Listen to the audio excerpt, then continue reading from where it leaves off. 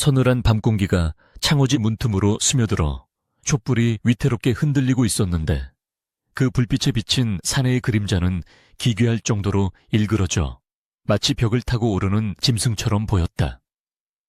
연화는 소매 속에 감춰둔 은장도를 꽉 움켜쥐었고 손바닥에서는 식은땀이 배어나와 차가운 금속의 감촉을 더욱 선명하게 만들고 있었다. 헤헤, 섹시야. 우리 섹시 예쁘다. 찐빵처럼 하얗고 예쁘다. 침상 맞은편에 쭈그리고 앉은 사내는 입가에 침을 질질 흘리며 초점 없는 눈동자로 연화를 뚫어지게 쳐다보고 있었는데 그 모습이 사내라기보다는 덩치 큰 어린아이 같아 보여 연화의 가슴은 공포보다는 서글픔으로 무너져 내리고 있었다. 오늘 밤이 지나면 그녀는 더 이상 양반가의 규수가 아니오. 마을 사람들이 손가락질하는 바보 머슴칠성의 아내가 되어 평생을 진창 속에서 굴러야 할 운명이었다. 칠성이 갑자기 헤헤 하고 기괴한 웃음소리를 터뜨리며 벌떡 일어나자 연화는 저도 모르게 움찔하며 뒤로 물러났고 소매 속의 은장도를 꺼내 자신의 목을 찔러야 할지 아니면 이 치욕스러운 밤을 견뎌야 할지 찰나의 순간에 수만 가지 번뇌가 머릿속을 스치고 지나갔다. 칠성은 방구석에 놓인 노슈강을 발로 뻥 차고는 마치 장난감을 발견한 아이처럼 방바닥을 뒹굴기 시작했는데 그 소란스러움 속에서도 연화의 귀에는 며칠 전 피를 토하며 쓰러지던 아버지의 거친 숨소리가 환청처럼 들려오고 있었다. 시간을 거슬러 올라가 보름 전 연화의 집 마당에는 스산한 가을바람만이 낙엽을 쓸고 지나가고 있었고 찢어진 창호지 사이로는 아버지 김진사의 고통스러운 기침소리가 끊임없이 새어나오고 있었다. 으흐흑, 아버님, 조금만 참으세요. 제가 의원을 모셔오겠습니다. 연화가 눈물 젖은 얼굴로 방문을 열고 들어섰을 때 방 안에는 퀴퀴한 곰팡이 냄새와 피비린내가 뒤섞여 숨조차 쉬기 어려울 지경이었다. 한때는 글 읽는 소리가 끊이지 않았던 선비의 집이었으나 영모에 휘말린 친척의 연좌제로 인해 가세는 기울 대로 기울었고 남은 것이라고는 다 쓰러져가는 초가 삼간과 병든 아버지뿐이었다. 의원은 고개를 가로저으며 혀를 찾는데 그의 입에서 나온 말은 사형 선고나 다름없었다. 진사어른의 병화는 평패농양 이 깊어 천년 묵은 도라지나 산삼 혹은 그에 준하는 귀한 약재를 쓰지 않으면 이 달을 넘기기 힘두어. 허나 그 약값이란 게 기와집 몇 채 값이라. 의원의 말끝이 흐려질 때마다 연화의 가슴에는 대못이 박히는 듯했고 당장 쌀독에 쌀 한 톨 없는 처지에 약값은커녕 끼니조차 잊기 힘든 현실이 그녀를 벼랑 끝으로 내몰고 있었다. 그때 마을의 유지이자 악명 높은 고리대금업자 최참판댁의 집사놈이 뻔질나게 드나들며 던진 제안은 악마의 속삭임과도 같았다. 이복의 연화 아기씨, 우리 주인어른께서 특별히 자비를 베푸시는 걸세. 자네도 알다시피 우리 집 머슴칠성이 놈이 나이는 찼으나 짝이 없어 주인어른의 근심이 이만저만이 아니야. 집사는 비릿한 웃음을 흘리며 주파나를 튕기듯 말을 이었다. 그 칠성이 놈이랑 혼례를 치러준다면 내 김진사 어른의 약값은 물론이요. 자네가 평생 먹고 살 재물까지 넉넉히 챙겨주겠네. 양반 체면이 밥 먹여주나 당장 아비가 죽게 생겼는데 효녀가 되어야지 불효녀가 되어서야 쓰겠는가. 칠성이라 함은 마을 아이들이 똥을 던져도 헤헤거리며 받아먹는다는 천하의 바보 천치가 아니던가.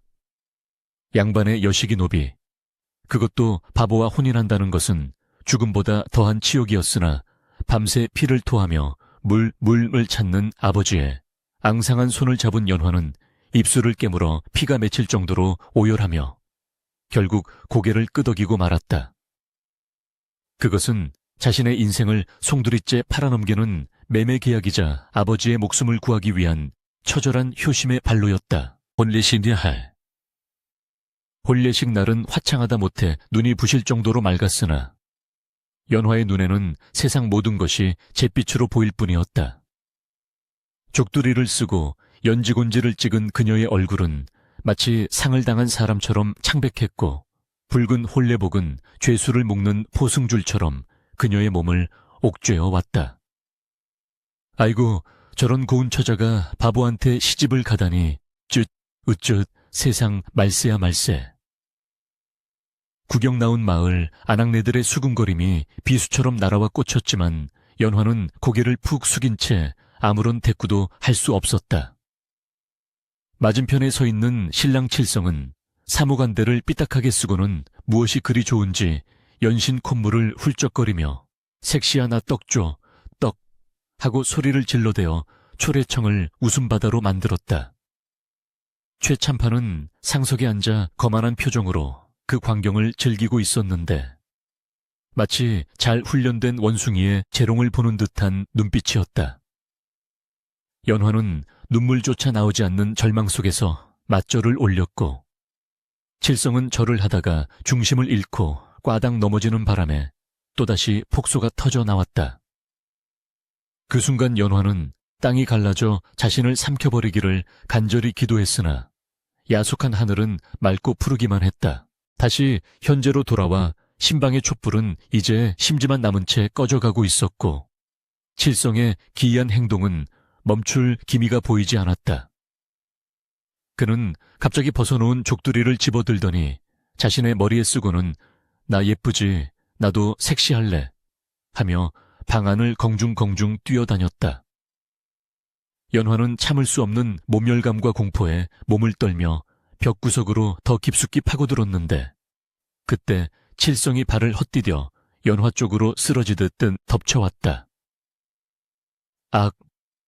연화가 짧은 비명을 지르며 은장도를 빼들려던 찰나 칠성의 무거운 몸뚱이가 그녀를 짓눌렀고 투박하고 거친 손이 그녀의 어깨를 감싸 안았다.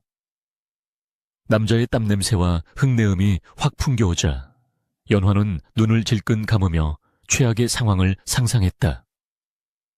이대로 바보에게 유린당하느니 차라리 혀를 깨물고 죽으리라. 다짐하며 입을 벌리는 순간 귓가에 들려온 것은 거친 숨소리가 아니었다. 스위스. 아주 짧고 낮은 그러나 분명히 의식이 담긴 그 소리에 연화는 번개에 맞은 듯 온몸이 굳어버렸다. 잘못 들은 것일까? 그녀가 살며시 눈을 뜨자 바로 코앞에 칠성의 얼굴이 있었다.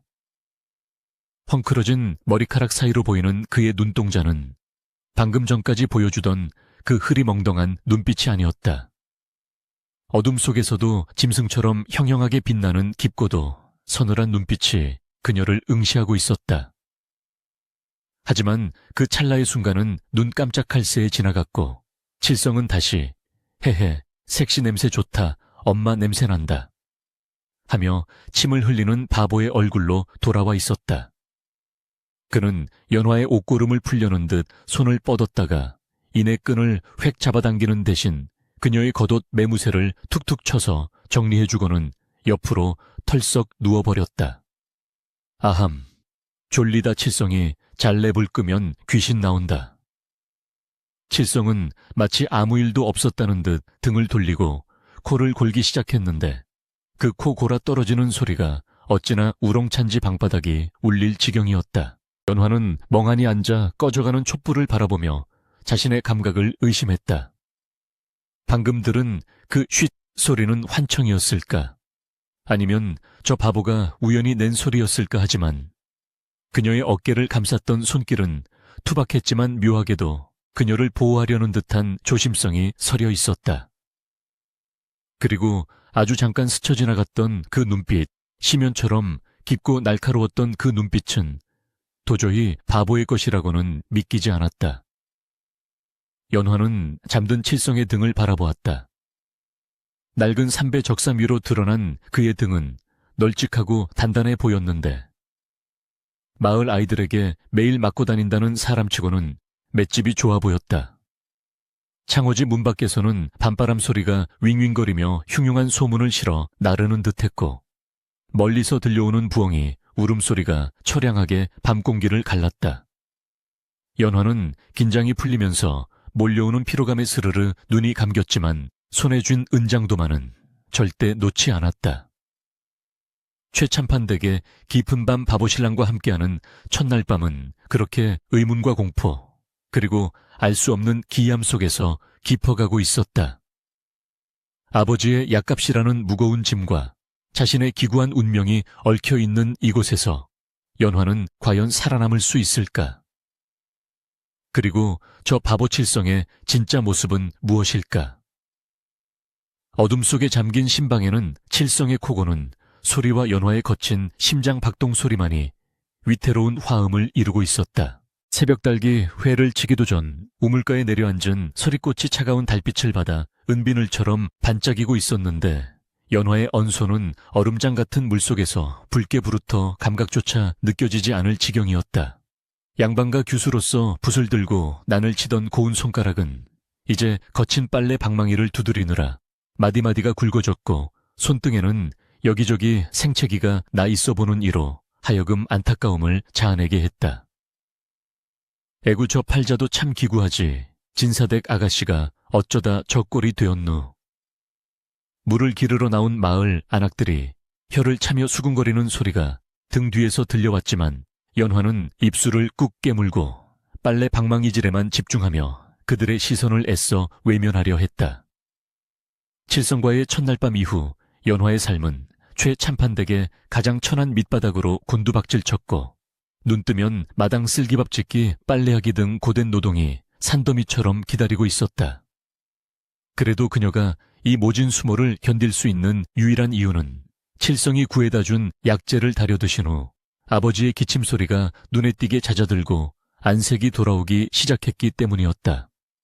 연화가 빨래를 짜며 거친 숨을 몰아쉬고 있을 때 저 멀리 사랑채 마당에서 헤헤, 나 잡아봐라, 똥파리들아 하는 칠성의 우스꽝스러운 고함이 들려와 그녀의 가슴을 또 한 번 덜컥 내려앉게 만들었다. 고개를 들어 바라본 마당에서는 기가 막힌 광경이 펼쳐지고 있었는데 동네 코 흘리게 아이들 대여섯 명이 칠성을 애워싸고 흙과 돌을 던지며 조롱하고 있었다. 바보 칠성이, 똥개 칠성이 색시 얻었다고 자랑하더니 꼴 좋다. 아이들이 던진 돌멩이에 이마를 맞았는지 칠성의 얼굴에는 피가 주르륵 흘러내리고 있었지만 그는 아픔도 모르는 사람처럼 징징 짜기는커녕 그저 싱글벙글 웃으며 아이들을 피해 도망 다니기에 바빴다. 어허, 이 녀석들이 어디 어른에게 행패냐. 연화가 빨래를 내팽개치고 달려가 아이들을 혼내주려 했으나 칠성은 되려 연화의 치맛자락 뒤로 숨으며 색시야 무서워, 저놈들이 나 때려 호해줘 하며 덩치에 맞지 않는 어리광을 부려댔다. 연화는 피가 흐르는 칠성의 이마를 닦아주며 속에서 천불이 나는 것을 느꼈지만 동시에 이 순진무구하다 못해 모자란 사내에게 묘한 연민을 느끼지 않을 수 없었다. 남들은 그를 바보라 손가락질했지만 연화가 겪어본 칠성은 밥을 먹을 때도 맛있는 반찬은 슬그머니 연화의 밥그릇 위에 올려놓고 잠자리에서도 추운 아랫목은 연화에게 내어주고 자신은 문틈 황소바람이 들어오는 윗목에서 웅크리고 자는 바보라기엔 너무나 따뜻한 심성을 가진 사내였기 때문이었다. 그러던 어느 날 칠성이 아침 일찍부터 산에 가서 다람쥐랑 놀다 올게 하며 지게를 지고 집을 나섰는데 해가 뉘엿뉘엿 지도록 돌아오지 않아 연화의 애를 태우고 있었다. 늑대나 멧돼지가 우글거리는 깊은 산속에서 바보가 길이라도 잃으면 어쩌나 걱정되어 살인문 밖을 서성거리고 있을 때 어둠 속에서 칠성이 흙투성이가 된 몰골로 나타났다. 색시야, 내가 이거 주워왔다. 산신령 할아버지가 먹으라고 줬어. 칠성은 흙이 잔뜩 묻은 시커먼 뿌리 몇 개를 연화의 눈앞에 들이밀며 자랑스럽게 외쳤다. 연화가 자세히 들여다보니 그것은 흔해 빠진 도라지나 칠뿌리가 아니라 10만이들도 평생 한 번 보기 힘들다는 100년 묵은 산삼이었다. 이건... 서방님, 이걸 어디서 구하셨어요? 연화가 놀라 물었으나 칠성은 그저 헤헤, 저기 절벽 위에 매달려 있길래 다람쥐처럼 기어 올라가서 땄지. 이거 먹으면 힘세진대. 색시, 너 먹어. 하며 대수롭지 않게 말했다. 깎아지른 듯한 절벽을 바보가 맨손으로 기어 올라갔다는 것도 믿기지 않았지만 그 귀한 영약을 알아보는 안목이 있다는 것 또한 의심스러운 일이었다. 연화는 그 산삼을 정성껏 다려 아버지께 올렸고 그날 밤 아버지는 기적처럼 자리에서 일어나 앉아 미움을 넘기게 되었다. 계절이 바뀌어 찬바람이 매섭게 몰아치던 어느 장날 연화는 땔감을 구하러 산비탈을 오르고 있었는데 무거운 나무지게를 지고 내려오다 그만 발을 헛디디고 말았다. 비명과 함께 가파른 경사면을 따라 몸이 굴러떨어지려는 찰나 어디선가 바람처럼 나타난 칠성이 그녀의 허리춤을 낚아채어 안았다. 보통 사람이라면 함께 굴러떨어졌을 상황이었으나 칠성은 마치 바위처럼 단단하게 땅을 디디고 서서 엄청난 완력으로 연화의 몸을 지탱해냈고 그 충격으로 지게에 실려있던 장작더미만이 와르르 쏟아져 내렸다. 으악 깜짝이야. 섹시야 괜찮아. 나 넘어질 뻔했네. 칠성은 연화를 안아 올린 직후 짐짓발을 헛디딘 척하며 엉덩방아를 찧었고 아야야 엉덩이 깨지겠다 하며 엄살을 피우기 시작했다. 그러나 연화는 보았다. 그녀를 낚아채던 그 순간 칠성의 팔 근육이 쇠줄처럼 팽팽하게 솟아올랐던 것과 중심을 잡기 위해 땅을 짚었던 그의 발이 흙바닥을 깊게 파고들 정도로 강력한 힘을 발휘했음을 말이다. 바보의 탈을 쓰고 있었지만 위급한 순간에 발현되는 그의 무시무시한 신체 능력은 결코 우연이나 실수로 치부할 수 없는 수준이었다. 의심은 꼬리에 꼬리를 물고 이어졌다. 최참판되게 악질 마름 소작인을 관리하는 사람, 인 베가놈이 연화에게 흑심을 품고 치근덕거리기 시작한 것도 그 즈음이었다. 어느 날 헛간에서 곡식을 정리하던 연화에게 베가가 다가와 끈적한 눈빛으로 손목을 잡아채며 수작을 걸어왔다. 새색시 바보랑 사느라 밤이 외롭지 않아 이 오라버니가 진정한 사내의 정을 알려줄까. 연화가 기겁하며 뿌리치려 했으나 남자의 힘을 당해낼 재간이 없었고 공포에 질려 소리조차 지르지 못하고 있을 때였다. 갑자기 헛간 천장에 매달려 있던 묵직한 쇠스랑이 툭 떨어지며 베가의 머리 바로 옆 쌀가마니에 퍽 하고 박혔다. 으악 뭐야. 베가가 혼비백산하여 뒤로 자빠졌고 헛간 문이 열리며 칠성이 어라 쥐잡으려고 돌 던졌는데 빗나갔네. 헤헤 아저씨 거기서 뭐해요. 쥐랑 뽀뽀해요. 하며 멍청한 표정으로 서 있었다. 베가는 노발대발하며 칠성을 때리려 들었지만 칠성은 요리조리 피하며 베가의 다리를 슬쩍 걸었고 베가는 제풀에 넘어져 거름통에 얼굴을 쳐박고 말았다. 우연처럼 보였지만 그 쇠스랑이 떨어진 각도나 베가의 다리를 건 타이밍은 소름 끼칠 정도로 정교했다. 연화는 걸음범벅이 된 채 씩씩거리는 베가를 뒤로 하고 칠성의 손에 이끌려 나오면서 자신의 손을 잡고 있는 이 사내의 손바닥에 굳은 살이 박혀 있대 농사일로 생긴 굳은 살과는 위치가 다르다는 것을 깨달았다. 그것은 검을 쥐는 무인들의 손에나 생긴다는 검지와 엄지 사이에 단단한 굳은 살이었다. 밤이 깊어 칠성이 곤히 잠든 시각 연화는 잠을 이루지 못하고 그의 얼굴을 찬찬히 뜯어보고 있었다. 낮에는 콧물을 흘리며 바보짓을 일삼지만 잠든 그의 얼굴에는 알 수 없는 기품과 서늘한 위엄이 서려 있었다. 연화는 조심스럽게 그의 이마에 맺힌 땀을 닦아주려다 그의 베개 밑에서 삐져나온 낡은 서책 한 권을 발견했다. 바보가 글을 읽을 리 만무하건만 호기심에 떨리는 손으로 책을 꺼내 펼쳐본 연화는 경악을 금치 못했다. 그 책은 단순한 언문 소설책이 아니라 병법과 나라를 다스리는 도리에 대해 논한 지체 높은 선비들이나 읽을 법한 난해한 한문 서적이었던 것이다. 더욱이 책장 곳곳에는 붓으로 꼼꼼하게 적어 넣은 주석들이 있었는데 그 필체는 힘차고 유려하여 명필이라 칭송받던 돌아가신 할아버지의 글씨보다도 훨씬 뛰어났다. 설마 글을 아시는 겁니까? 연화의 입에서 탄식 같은 혼잣말이 새어나왔다. 그때였다.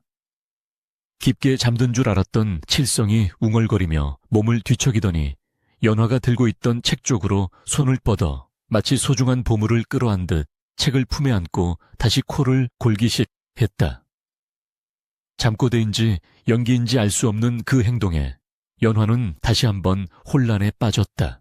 이 사내는 도대체 누구란 말인가? 왜 바보 행세를 하며 이 시골 구석, 그것도 악독하기로 소문난 최참판댁 머슴으로 숨어 살고 있는 것일까? 연화의 머릿속에서는 수많은 추측이 오고 갔지만 확실한 것은 단 하나 이 사내가 자신을 지켜주고 있다는 사실이었다. 산삼을 구해온 것도, 절벽에서 자신을 구한 것도, 마름의 마수에서 자신을 빼내온 것도 모두 칠성이었다. 연화는 복잡한 심경으로 칠성의 등을 바라보며 처음으로 그에게서 든든함을 느꼈다. 비록 세상이 비웃는 바보일지라도 지금 이 순간 연화에게는 그 누구보다 믿음직한 수호자였다. 그러나 그 평온함도 잠시 최참판댁 사랑채에서는 늦은 밤까지 불이 꺼지지 않고 은밀한 밀담이 오가고 있었으니 새로 부임한 사또와 최참판 그리고 수모를 당한 마름 배가가 모여 흉계를 꾸미고 있었다. 그 계집년이 제법 반반하다지. 내 관하로 불러들여 맛 좀 봐야겠는데 구실을 좀 만들어보게. 기름진 얼굴의 사또가 음흉한 미소를 지으며 술잔을 기울였고 최참판은 비굴하게 머리를 조아리며 맞장구를 쳤다. 다가올 폭풍우를 짐작조차 못한 채 연화는 칠성의 곁에서 불안한 잠을 청하고 있었다. 창밖에는 불길한 까마귀 울음소리가 밤하늘을 찢어발기며 다가올 비극을 예고하고 있었다. 마른 하늘의 날벼락이라도 떨어진 듯 평온하던 초가 마당에 들이닥친 관아의 포졸들이 시커먼 군홧발로 흙먼지를 일으키며 난입하니 평화롭던 오후의 정적은 순식간에 비명과 고함으로 얼룩지고 말았다. 내 인연죄인 김연화는 오라를 받아라. 포졸들이 흉악한 기세로 방문을 박차고 들어와 연화의 가냘픈 팔을 억세게 비틀어 꺾었는데 그 힘이 어찌나 무지막지한지 연화는 외마디 비명을 지르며 바닥에 내동댕이 쳐졌다.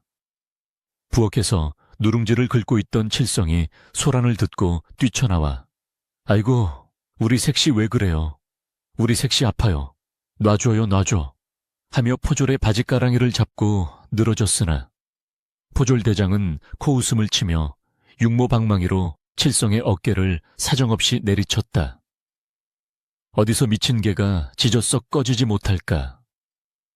칠성이 으앙 하고 울음을 터뜨리며 마당을 대굴대굴 구르는 꼴을 보며 연화는 가슴이 미어지는 듯했으나 당장 자신의 목에 칼이 들어온 형국이라 남편을 챙길 겨를조차 없었다. 죄목은 절도였다. 최 참판댁 곳간에서 귀한 비단과 은전을 훔쳐냈다는 터무니없는 누명이었으나 마루 밑을 뒤지던 포졸들이 미리 심어둔 작물을 보란듯이 찾아내어 흔들어대니 연화는 꼼짝없이 도둑으로 몰리고 말았다. 그것은 며칠 전 헛간에서 수모를 당한 마름 배가가 앙심을 품고 꾸민 비열한 덫이었음이 분명했다. 포승줄에 묶여 관하로 끌려가는 연화의 뒤로 마을 사람들의 수군거림이 꼬리표처럼 따라붙었다. 진사댁 딸이 도둑질을 했다지 뭐야. 가난이 죄지 오죽 힘들었으면 그랬겠어. 동정인지 비난인지 모를 말들이 연화의 귀를 때렸지만 그녀는 고개를 꼿꼿이 든 채 한마디 변명도 하지 않았다. 죄가 있다면 힘없는 집안에 태어난 죄요. 탐관오리에 눈에 띈 죄일 뿐 자신은 결코 남의 물건에 손을 댄 적이 없음을 하늘이 알고 땅이 알 것이라 믿었기 때문이었다. 동헌 관아의 중심 건물 마당에 들어서자 서슬퍼런 형틀과 주리를 트는 의자가 놓여 있어 보는 것만으로도 오금이 저려왔고 대청마루 높은 곳에는 새로 부임한 사또가 비스듬히 앉아 기생의 시중을 받으며 술잔을 기울이고 있었다. 그 옆에는 최참판과 배가가 간신배처럼 허리를 굽히고 서서 연화를 보며 비릿한 미소를 주고받고 있었다. 네가 감히 최참판댁 물건을 탐하고도 모자라 발뺌을 한다지. 사또의 목소리는 기름지고 느끼하여 마치 뱀이 몸을 휘감는 듯한 소름을 돋게 했다. 연화는 무릎을 꿇린 채로도 당당하게 외쳤다. 소녀는 훔친 적이 없습니다. 이는 필시 누군가의 모함이옵니다. 억울함을 풀어주시옵소서. 사또는 술잔을 탁 내려놓으며 눈을 가늘게 떴다. 호호, 제법 말대답을 할 줄 아는구나. 얼굴을 들어보아라. 사또의 명에 포졸이 연화의 턱을 거칠게 잡아 올리자 공포와 분노로 붉게 상기된 연화의 고운 얼굴이 드러났다. 사또의 눈동자가 탐욕으로 번들거렸다. 그는 주위를 물리치고 낮은 목소리로 으르렁거렸다. 내 죄는 죽어 마땅하나 내 너의 미색을 보아 특별히 살기를 열어주마. 지금이라도 내 수청을 들겠다고 약조한다면 이 모든 죄를 덮어주고 호의호식하게 해주겠다. 허나 거절한다면 네 아비는 물론이요, 저 바보 남편 놈까지 능지처참을 당하게 될 것이다. 그것은 재판이 아니라 협박이자 거래였다. 연화의 눈에서 주르륵 눈물이 흘러내렸다. 병든 아버지와 바보 남편의 목숨을 담보로 자신의 몸을 요구하는 이 짐승 같은 자들 앞에서 그녀는 혀를 깨물고 죽고 싶은 충동을 느꼈다. 그러나 그녀는 입술을 깨물어 피를 내며 단호하게 대답했다. 굶어 죽을지언정 짐승의 첩이 되지는 않겠습니다. 차라리 저를 죽여주십시오. 사또의 얼굴이 불그락푸르락해지며 분노로 일그러졌다. 이 독한 년 전년을 당장 하옥하라. 내일 날이 밝는 대로 주리를 틀어 뼈를 으깨버릴 것이다. 차디찬 감옥 바닥에 내동댕이 쳐진 연화는 썩은 지푸라기 냄새와 쥐들이 찍찍거리는 소리 속에서 무릎을 감싸 안고 오열했다. 밖에는 칠흑 같은 어둠이 깔렸고 멀리서 들려오는 야경꾼의 딱딱이 소리만이 처량하게 울려 퍼졌다. 아버지의 약은 누가 다려드릴까? 바보 칠성은 밥이나 제대로 먹고 있을까? 걱정이 꼬리에 꼬리를 물었지만 그녀가 할 수 있는 일이라고는 차가운 벽에 기대어 흐느끼는 것뿐이었다. 옥사 안으로 스며드는 달빛이 감옥 창살 그림자를 길게 들이우며 그녀의 얼굴을 가로질렀고 연화는 그 그림자가 마치 자신의 목을 조르는 밧줄처럼 느껴져 몸서리쳤다. 자신이 지키려 했던 양반의 자존심과 정절이 과연 가족의 목숨보다 귀한 것일까 하는 회의감이 밀려왔지만 이미 엎질러진 물이었다. 그때 옥사박 담장 너머에서 부스럭거리는 소리가 들려왔다. 연화는 황급히 눈물을 닦고 귀를 기울였다. 칠성아, 혹시나 남편이 찾아온 것은 아닐까? 기대했지만 들려오는 것은 바람소리뿐이었다. 그녀는 자신이 헛것을 들었다고 생각하며 다시 고개를 파묻었다. 그러나 그녀는 알지 못했다.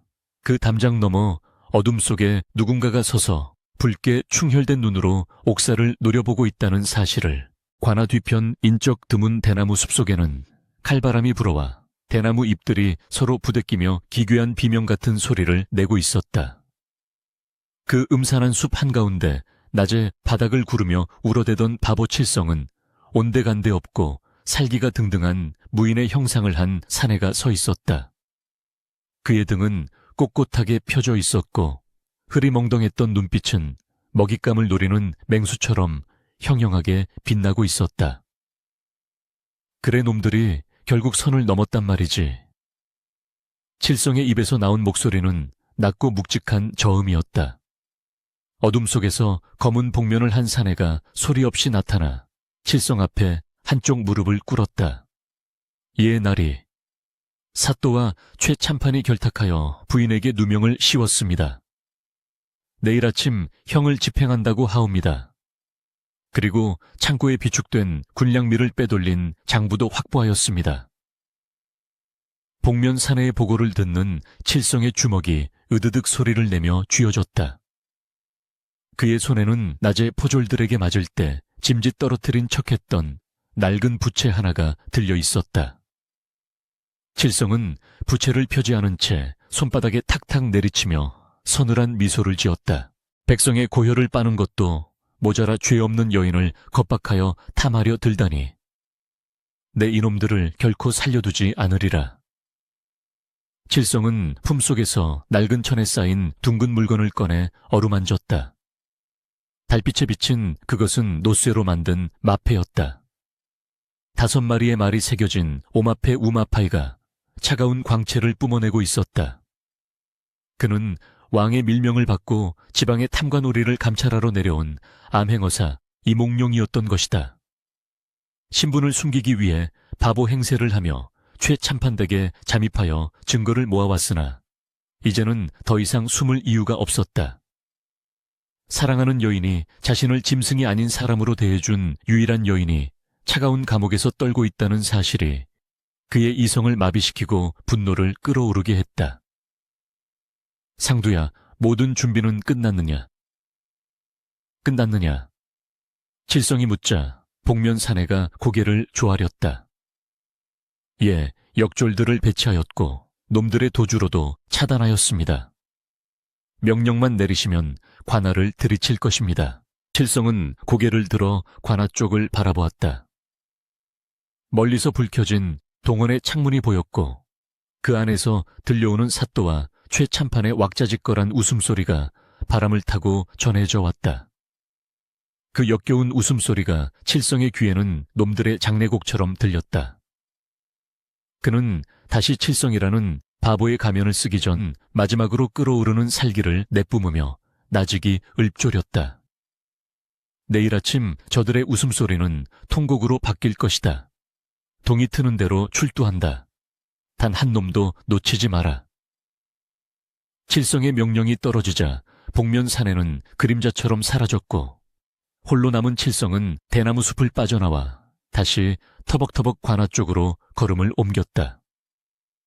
하지만 그의 발걸음에는 더 이상 바보의 어설픔이 없었다. 땅을 울리는 묵직한 진동만이 다가올 폭풍을 예고하고 있었다. 그 시각 옥사에 갇힌 연화는 비몽사몽간에 꿈을 꾸고 있었다. 꿈속에서 그녀는 끝없는 벼랑 끝에 서 있었는데 누군가가 그녀의 손을 꽉 잡아주었다. 놀라서 올려다본 그 사람의 얼굴은 칠성이었으나 그가 입고 있는 옷은 남루한 머슴의 옷이 아니라 화려한 관복이었고 가슴에는 흉배가 번쩍이고 있었다. 걱정 마시오 부인, 내가 왔소. 꿈속의 칠성이 따뜻하게 웃어주자 연화는 안도감에 눈물을 흘리며 잠에서 깼다. 눈을 뜨자 여전히 차가운 감옥이었지만 이상하게도 마음 한구석이 든든해지는 것을 느꼈다. 밖에서는 새벽을 알리는 첫닭 울음소리가 들려오고 있었다. 운명의 날이 밝아오고 있었다. 과연 이 절망의 끝에서 그녀를 기다리는 것은 죽음일까? 아니면 기적일까? 관아의 담장 너머로 서서히 붉은 해가 떠오르고 있었으나 그 빛은 곧 들이닥칠 핏빛 응징을 예고하는 서막과도 같았다. 유두득 뼈가 으스러지는 듯한 끔찍한 파열음이 동원마당의 정막을 찍고 울려 퍼졌는데 그것은 형틀에 묶인 연화의 다리뼈가 부러지는 소리가 아니라 사또가 분노를 참지 못하고 손에 쥐고 있던 호두알을 산산조각 내버리는 소리였다.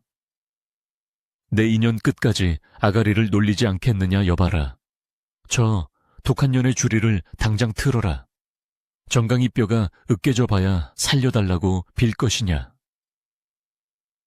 사또의 고함 소리에 형방이 징그러운 미소를 지으며 굵은 몽둥이 2개를 연화의 다리 사이에 끼워 넣었고 구경 나온 백성들은 차마 눈뜨고 볼 수 없어 고개를 돌리거나 긴 한숨을 내쉬며 발을 동동 구를 뿐이었다.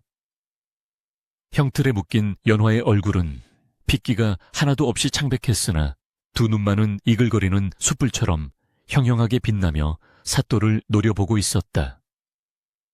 그녀의 입술은 이미 터져 피가 흐르고 있었지만 비명 대신 입술을 꽉 깨물어 삼키는 그 처절한 침묵이 오히려 지켜보는 이들의 가슴을 서늘하게 만들었다. 하늘도 그녀의 억울함을 아는 듯 먹구름이 몰려와 해를 가리고 스산한 바람이 불어와 마당에 흙먼지를 일으키니 마치 귀신이 곡을 하는 듯한 음산한 분위기가 감돌았다. 최참판은 사또의 옆자리에 앉아 부채로 얼굴을 가린 채 비열한 웃음을 흘리고 있었는데 암 그렇고 말고 감히 내 물건을 훔치고도 뻔뻔하게 고개를 쳐들다니 아주 본때를 보여주어야 합니다. 사또나리. 하며 연신 아부를 떨고 있었다. 그 옆에선 마른 배가는 연화의 고통스러워하는 표정을 즐기듯 혀를 낼름거리며 지켜보고 있었다. 형방이 자 들어갑니다 하고 외치며 몽둥이를 비틀기 위해 자세를 잡는 순간 연화는 눈을 질끈 감으며 마음속으로 마지막 기도를 올렸다. 아버님 죄송합니다. 칠성아 부디 밥 굶지 말고 잘 살거라. 다리 사이로 파고드는 끔찍한 압박감이 느껴지며 뼈가 휠듯한 고통이 밀려왔다. 바로 그때였다. 잠깐 그 몽둥이 멈추지 못할까. 쩌렁쩌렁한 고함 소리가 관아의 담장을 넘어 천둥처럼 내리꽂혔다. 형방이 깜짝 놀라 손을 멈추고 고개를 돌리니 관아 정문이 활짝 열리며 누더기 옷을 걸친 사내 하나가 비틀거리며 걸어 들어오고 있었다. 사람들의 시선이 일제히 그 사내에게 쏠렸는데 헝클어진 머리에 콧물을 질질 흘리며 해벌쭉 웃고 있는 꼴이 영락없는 바보 칠성이었다. 헤헤, 사또 아저씨, 우리 섹시 아야해요. 때리지 마요. 내가 떡 줄게. 이거 먹고 화 풀어요. 칠성은 품속에서 흙 묻은 떡덩어리를 꺼내 사또 쪽으로 던지는 신용을 하며 마당 한가운데로 뛰어들었다. 긴장이 감돌던 형장에 난데없이 나타난 바보의 등장에 포졸들은 어이가 없어 멍하니 서 있었고 구경꾼들 사이에서는 아이고 저 칠성이 놈이 제 색시 죽는 줄도 모르고 또 저러네 하는 탄식이 터져나왔다. 사또는 얼굴을 붉히며 버럭 소리를 질렀다. 저 미친놈이 여기가 어디라고 감히 행패냐 여봐라. 당장 저놈을 끌어내어 매우 쳐라. 아니 저놈도 공범이니라. 저놈도 당장 형틀에 묶어라. 포졸들이 몽둥이를 들고 칠성에게 달려들었고 배가는 잘 걸렸다. 이놈 오늘 내 놈 제삿날인 줄 알아라 하며 칠성의 멱살을 잡으려 달려들었다. 그러나 그 순간 기이한 일이 벌어졌다. 배가의 손이 칠성의 옷깃에 닿기도 전에 칠성의 눈빛이 순식간에 돌변하더니 바보처럼 굽어있던 허리가 꼿꼿하게 펴졌다. 그는 날렵한 동작으로 배가의 손목을 낚아채 비틀어버리고는 발을 들어 배가의 명치를 걷어찼다. 억! 배가가 외마디 비명과 함께 저 멀리 헌병대 깃발 아래로 처박혔다. 순식간에 벌어진 일에 사또와 최참판 그리고 포졸들이 얼어붙은 듯 멈춰섰다. 칠성은 더 이상 콧물을 흘리는 바보가 아니었다. 그는 천천히 아주 천천히 고개를 들어 사또를 정면으로 응시했는데 그 눈빛에서는 서리빨 같은 살기가 뿜어져 나와보는 이를 압도했다. 칠성은 품속 깊은 곳에서 낡은 천에 쌓인 묵직한 물건을 꺼내어 머리 높이 치켜들었다. 햇살이 구름 사이를 뚫고 나와 그가 든 물건을 비추니 5마리의 말이 새겨진 노소에 마패가 찬란한 황금빛을 발하며 번쩍였다. 암행어사 출두야. 칠성의 입에서 터져나온 사자후와 같은 외침은 관아의 기와장을 날려버릴 듯 강렬했다. 그와 동시에 잠잠하던 관아의 사방팔방에서 암행어사 출두야. 역졸들은 들어라. 죄인들을 포박하라.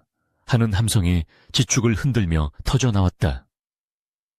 대나무 숲과 담장 너머 그리고 구경꾼들 틈에 숨어있던 수십 명의 역졸들이 육모방망이와 포승줄을 들고 벌떼처럼 쏟아져 들어왔다. 사또는 들고 있던 술잔을 떨어뜨리며 사색이 되어 자리에서 일어났으나 다리가 풀려 그 자리에 주저앉고 말았다. 최참판은 쥐구멍을 찾는 쥐새끼처럼 당황하여 도망치려 했으나 이미 역졸들이 퇴로를 차단하고 있었다. 관아는 순식간에 아수라장이 되었다. 포졸들은 저항 한번 못해보고 무기를 버리고 투항했고 도망치던 배가는 역졸의 발에 걸려 넘어져 포승줄에 묶이는 신세가 되었다. 칠성은 뚜벅뚜벅 걸어 대청마루 위로 올라갔다. 그의 발걸음 하나하나가 사또의 심장을 짓밟는 듯 했다. 칠성은 사또가 앉아있던 의자를 발로 걷어차버리고 그 자리에 위엄 있게 섰다. 본관 사또는 듣거라. 너는 조정의 녹을 먹는 관리로서 백성을 보살피기는커녕 탐과 놀이와 결탁하여 재물을 탐하고 죄 없는 백성을 모함하여 사리사욕을 채웠으니 그 죄가 하늘에 닿고 땅을 울린다. 칠성의 목소리는 쩌렁쩌렁 울렸고 사또는 덜덜 떨며 바닥에 머리를 쳐박았다. 아이고, 어사또 날이 죽을 죄를 지었습니다. 한 번만 용서해 주십시오. 최참판 역시 옆에서 손이 발이 되도록 빌며 저는 아무것도 모릅니다. 다 저 사또놈이 시킨 일입니다. 하며 서로에게 죄를 떠넘기기에 바빴다. 칠성은 차가운 눈으로 그들을 내려다보며 일갈했다. 닥쳐라. 내 놈들의 더러운 입에서 나오는 변명은 듣고 싶지 않다. 여봐라. 저 죄인들을 당장 형틀에 묻고 관아의 창고를 열어 부정하게 축제한 재물을 백성들에게 나눠주어라. 역졸들이 사또와 최참판 배가를 끌어내어 형틀에 묶는 동안 칠성은 급히 형틀에 묶여있는 연화에게로 달려갔다. 그는 직접 칼을 꺼내 연화의 몸을 올가매고 있던 포승줄을 끊어내고 멍이 든 그녀의 팔다리를 조심스럽게 어루만졌다. 부인, 늦어서 미안하오. 내 너무 늦게 왔어.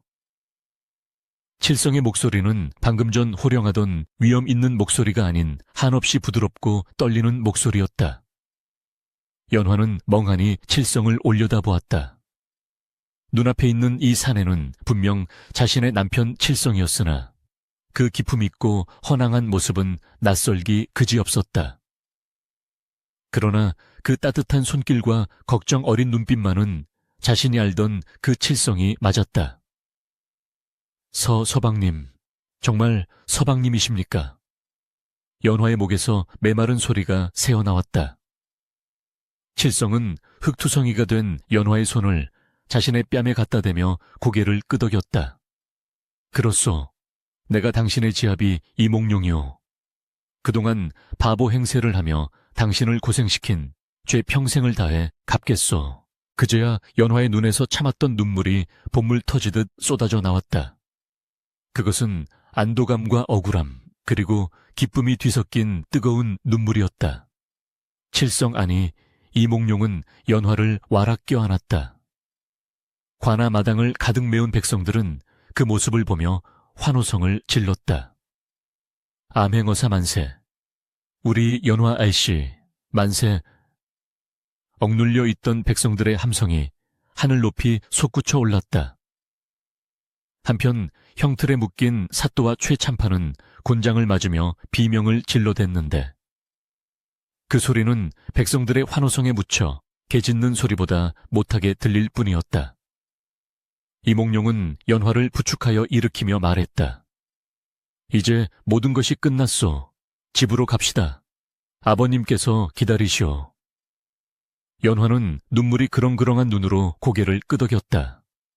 그녀의 발걸음은 절뚝거렸으나 그녀를 부축하는 남편의 팔은 그 어느 때보다 단단하고 든든했다. 그러나 사건은 거기서 끝이 아니었다. 관아의 창고가 열리고 장부들이 쏟아져 나오자 그동안 최참판과 사또가 저지른 악행의 증거들이 낱낱이 드러났다. 고리대금 장부에는 백성들의 피눈물이 서려 있었고 굴량미 횡령 장부에는 나라의 기강을 흔든 흔적이 역력했다. 이몽룡은 그 자리에서 즉시 추상 같은 판결을 내렸다. 죄인 최가는 가산을 정몰하여 빈민구제에 쓰고 그 일족을 관노로 삼는다.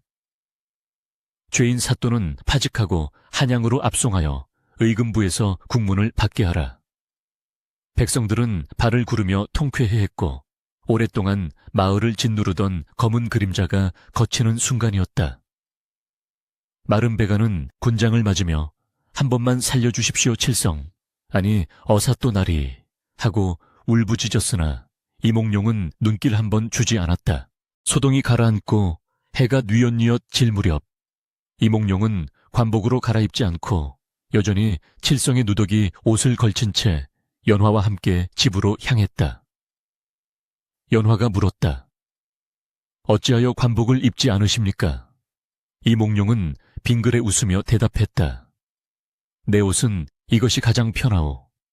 그리고 당신에게는 어사또 이몽룡이 아니라 당신의 남편 칠성으로 남고 싶소. 적어도 집에 도착할 때까지는 말이오. 그의 말에 연화의 얼굴의 수줍은 홍조가 피어올랐다. 두 사람이 걸어가는 길 뒤로 붉은 노을이 아름답게 깔리고 있었다. 그 길은 고통과 시련의 길이 아닌 새로운 희망과 행복으로 이어지는 길이었다. 하지만 연화의 마음 한구석에는 여전히 떨림이 남아 있었다. 바보 칠성이 아닌 고귀한 신분의 이몽룡과 자신이 과연 어울릴 수 있을까 하는 일말의 불안감이었다. 그런 그녀의 마음을 읽기라도 한 듯 이몽룡은 잡은 손에 더욱 힘을 주었다. 마치 절대 놓지 않겠다는 무언의 약속처럼 매서운 칼바람이 휩쓸고 지나간 자리에 어느덧 따스한 훈풍이 불어오니 피비린내가 진동하던 관아의 마당에도 가난과 서름으로 얼룩졌던 연화의 초가집 담장 밑에도 어김없이 봄은 찾아왔다. 겨우내 앙상했던 매화나무 가지에는 팝콘처럼 하얀 꽃망울이 터져 그윽한 향기를 뿜어내고 있었고, 처마 및 제비집에서는 강남 갔던 제비가 돌아와 지저귀는 소리가 경쾌하게 울려 퍼졌다. 에헴, 공자왈, 맹자왈. 열려진 사랑방 문틈으로는 김진사의 글 읽는 소리가 낭낭하게 흘러나오고 있었다. 칠성 안이 이몽룡이 구해온 신비한 약초 덕분에 김진사의 폐병은 씻은 듯이 나았고, 헬쑥하던 얼굴에는 다시금 양반의 기품과 혈색이 감돌고 있었다. 연화는 부엌에서 쑥국을 끓이며 그 평화로운 풍경을 바라보았다. 솥뚜껑 사이로 피어오르는 구수한 된장 냄새와 쑥 향기가 어우러져 코끝을 간지럽히니 지난날의 고통이 마치 꿈만 같아 눈시울이 시큰해졌다. 그러나 그녀의 마음 한구석에는 여전히 해결되지 않은 불안감이 또아리를 틀고 있었으니 그것은 바로 자신의 지압이 이몽룡 때문이었다. 방 안에는 이제 누더기 옷을 벗고 정갈한 옥색 도포를 차려입은 이몽룡이 앉아 있었다. 각근을 단정히 메고 서책을 넘기는 그의 모습은 콧물을 흘리며 마당을 뛰어다니던 바보 칠성과는 전혀 다른 사람처럼 낯설고 고귀해 보였다. 연화가 조심스럽게 다과상을 들고 방으로 들어서자 이몽룡은 읽던 책을 덮고 따뜻한 미소로 그녀를 맞이했다. 부인 이리 와서 앉으시오. 그의 목소리는 부드러웠으나 거역할 수 없는 위엄이 서려 있었다. 연화는 다소곳이 앉아 고개를 숙였다. 나리 소첩이 감히 나리와 겸상을. 그녀가 말끝을 흐리자 이몽룡은 가볍게 혀를 차며 손을 뻗어 연화의 거친 손을 잡았다. 나리라니 며칠 전만 해도 나를 칠성이라 부르지 않았소. 둘만 있을 때는 예전처럼 편하게 대해주시오. 내게 당신은 어사또의 부인이기 전에 내 생명의 은인이자 평생의 반려자여. 이몽룡은 연화의 눈을 지그시 바라보며 그동안 숨겨왔던 이야기를 꺼내놓기 시작했다. 내 아버님은 억울한 누명을 쓰고 유배를 가셨고 나는 신분을 숨긴 채 세상을 떠돌며 조정의 비리를 파헤치는 암행어사가 되었소. 바보 행세를 했던 건 사람들의 가장 밑바닥 본성을 보기 위함이었지. 그는 씁쓸한 표정으로 찻잔을 만지작거렸다. 바보의 눈으로 본 세상은 참혹했소. 힘 있는 자들은 약한 자를 짓밟고 가진 자들은 더 가지지 못해 안달이었지. 내게 돌을 던지던 아이들, 밥그릇을 걷어차던 어른들. 그들 모두가 내게는 살아있는 지옥이었어. 이몽룡의 목소리가 잠시 떨렸다. 헌데 그 지옥 속에서 유일하게 나를 사람으로 대해준 이가 바로 당신이었어.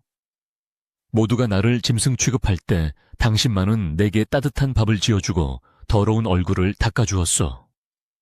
당신이 바보 칠성에게 보여준 그 연민과 사랑이 복수심에 불타던 내 마음을 녹이고 다시 사람을 믿게 만들었어.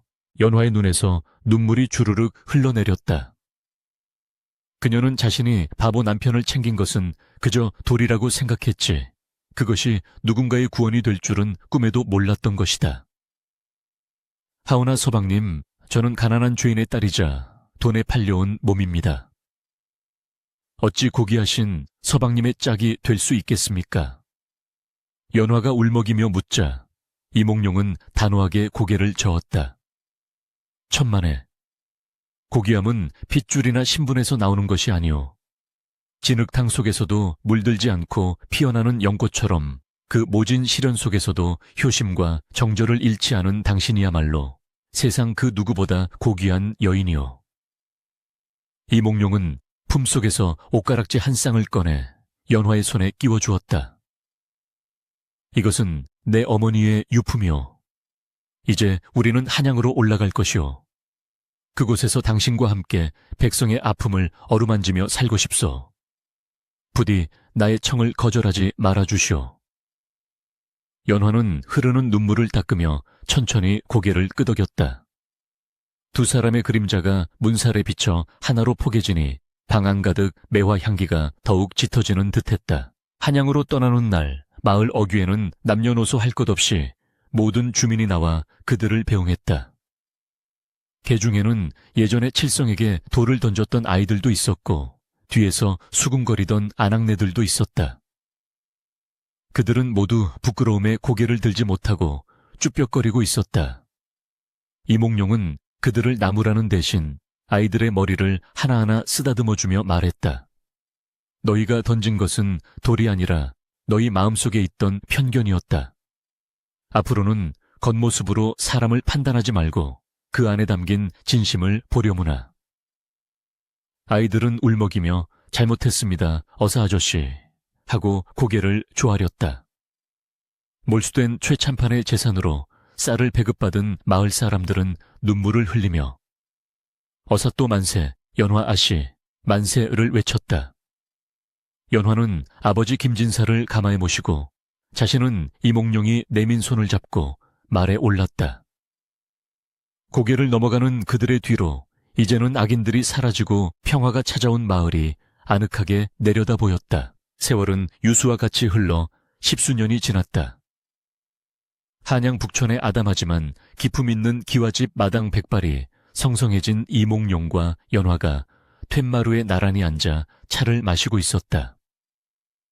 마당에서는 그들을 꼭 닮은 손주들이 뛰어놀고 있었는데 술래잡기를 하는지 할아버지 할머니 저 좀 숨겨주세요 하며 깨르르 웃는 모습이 옛날 칠성이 바보 흉내를 내던 모습과 겹쳐져 이몽룡의 입가에 미소를 자아냈다. 이제 이몽룡은 조정의 높은 벼슬아치가 되었으나 여전히 청렴결백하여 바보대감이라는 별명으로 불리고 있었다. 자신의 이익을 챙기는 데에는 바보처럼 어수룩하지만 백성을 위하는 일에는 물불을 가리지 않는다 하여 붙여진 영광스러운 별명이었다. 연화 역시 부인들의 사교 모임보다는 빈민구제에 앞장서며 덕망 높은 안방마님으로 칭송받고 있었다. 분 기억나시오? 우리가 처음 만났던 그날 밤 말이오. 이몽룡이 찻잔을 내려놓으며 물었다. 연화는 고운 주름이 진 얼굴로 수줍게 웃으며 대답했다. 어찌 있겠습니까? 제 평생 가장 무섭고도 가장 운명적이었던 밤인걸요. 이몽룡은 연화의 어깨를 감싸 안으며 하늘을 올려다보았다. 둥근 보름달이 두 사람을 비추고 있었다. 그때 내가 당신에게 반한 것은 당신이 내어준 밥상 때문이 아니라 떨면서도 나를 지키려 했던 그 은장도 같은 기계와 따뜻한 마음 때문이었소. 내 평생 당신을 만나 사람답게 사는 법을 배웠소. 연화는 남편의 손등에 자신의 손을 포개며 나직이 속삭였다. 서방님 덕분에 저 또한 껍데기가 아닌 진심을 보는 법을 배웠습니다. 다음 생에도 그 다음 생에도 다시 만나면 그때도 저를 찾아와 주시겠습니까? 비록 바보의 탈을 쓰고 오신다 해도 저는 단번에 서방님을 알아볼 것입니다. 바람이 불어와 마당의 목련 꽃잎을 흩날리니 하얀 꽃비가 두 사람의 머리 위로 축복처럼 쏟아져 내렸다. 검은 머리 팥불이 되도록이라는 혼인 서약처럼 두 사람은 긴 세월을 서로 의지하며 험한 세상을 건너왔고 이제는 진정한 동반자로서 평온한 노후를 맞이하고 있었다. 세상 사람들은 겉모습에 현혹되어 진실을 보지 못하고 재물과 권력에 눈이 멀어 사람의 가치를 잊고 살아가기 일수다. 허나 진정한 보석은 진흙 속에 묻혀 있어도 그 빛을 잃지 않는 법이며, 사람의 향기는 화려한 비단옷이 아니라 그 마음의 깃든 덕에서 나오는 것임을, 바보 머슴칠성과 효녀 연화의 이야기는 우리에게 소리 없이 전해주고 있다. 밤이 깊어가고 행복한 웃음소리가 담장을 넘어 온 세상에 퍼져나가니 이것이야말로 하늘이 내린 최고의 해피엔딩이 아니겠는가.